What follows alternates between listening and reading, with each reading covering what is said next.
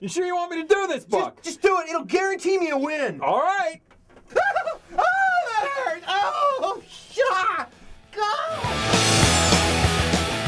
Welcome to the Rowdy.com Big Three Buck Fever Bassmasters. Jerome Buzz Cutler on the camera. Let's talk about the shoot time.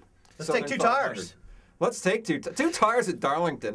Well, that's that was going to be the third issue, but since you mentioned it, let's make it the first issue. I was sort of surprised by not only the prevalence but the effectiveness of 2-tire stops. You just don't know. You had the repave, and you had a different tire combination. You just don't know how much they're going to fall off.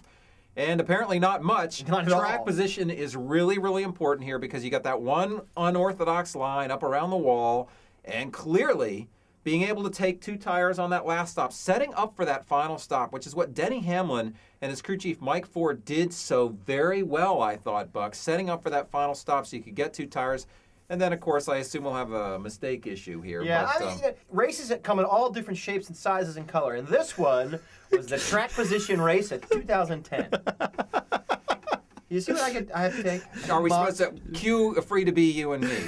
It's all right to cry. I love that openness from you. Issue number 2. Issue number 2. Jimmie Johnson won 3 of the first... I don't care if that race is green or purple. I love it anyway. I love it just the way it is. Jimmie Johnson won 3 of the first 5 races. Denny Hamlin has now won 3 of the last 6. Joe Gibbs Racing has won 4 of the last 6. He is who we thought he was. I just want to remind you all that I picked him to be the champion on December 2nd of 2009. Don't count your chickens. It's a long way to go. I will say this. Joe Gibbs Racing started off the year pretty slowly. Denny Hamlin started off the year very slowly. Miserably. Kyle Busch didn't have a top 10 for the first, I think, 4 or 5 races, which is not like Kyle Busch.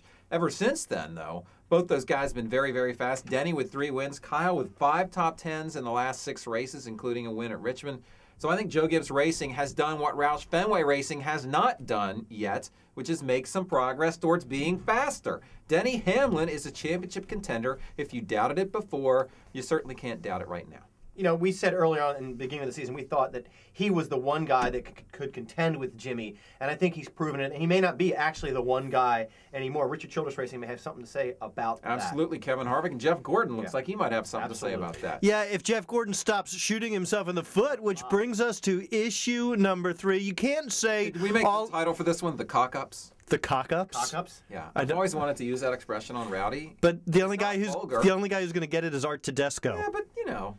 Or Sal and cocked it up royally. Sal and Mike. Both Jeffs did. He seems to be more mistake-prone than in years past. I mean, he is the veteran guy. Yeah, you know, got baby brain. He's distracted by kids. Brain. I don't know. He made a mistake. It happens. The ironic thing about Jeff Gordon's mistake is if they'd executed their strategy as they intended, he would have been caught by the caution and a lap down. Now, he would have taken the wave around, but he would have been in the same position or probably worse position. He would have been at the tail end of the lead lap along with Jeff Burton. Now, that was the royal mistake because Jeff Burton had a winning race car by the end of that race and was in the first position. And we just talked about how important track position was. He had it. And he came into the pits. They were a little slow on the right front. He ran over the air hose. Not his fault, I don't think, Buck, because they dropped the jack and you hit the gas, man. That's what you do.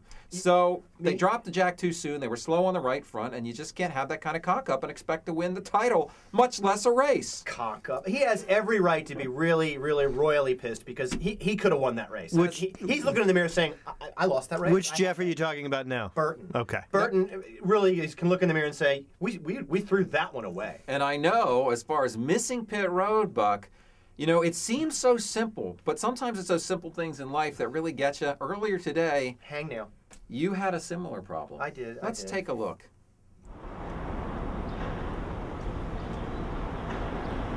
Buck! Hey, you missed You missed the door.